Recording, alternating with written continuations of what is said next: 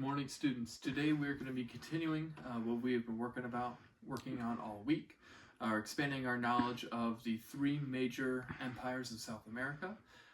Today in particular, we are going to be showcasing our shared collaborative knowledge, group work, and expanding and showcasing this knowledge through a combined web quest and posters activity. For today, we're going to be focusing on the web quest aspect of this. We are going to individually be logging onto this website. I will be putting all of us into groups, and based on that group, I'm going to assign you either the Aztecs, the Mayan, or the Inca. As an individual, you are going to pick one of these articles. You and your group members will have about 2 minutes to figure out who is reading which article. No group member can have the same article. After you know what your article is, you are going to be taking notes and reading it.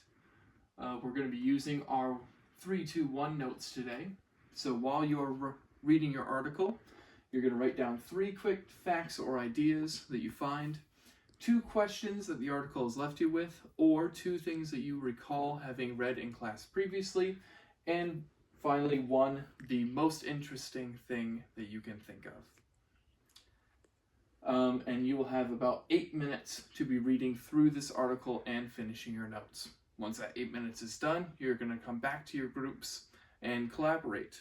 Figure out what you learned, what they learned, see if there's any differences, any things that were maybe covered in similar articles. And the goal for today is you're going to be finding rough draft information and getting an idea of what you want to put on your poster, which we will be creating tomorrow. So those are some brief instructions that I would be giving the students. This is actually an activity that I ran today for my class. And there were some major strengths, mainly student interest. We do a lot of paperwork in our room, so anything that gets them up, moving around, they love group work, and they can really showcase some strengths in that way. Unfortunately, there is, of course, some weaknesses that go along with it. Many students would rather socialize than do work, especially when it comes to group work like this, and there's an inherent chaos to the room when I allow students to be moving around.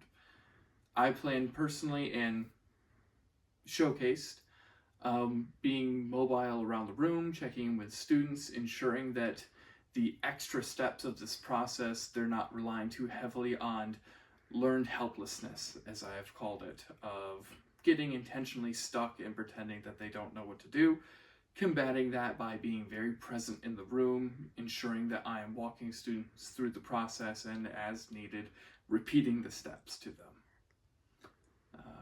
With all that said, thank you very much for watching.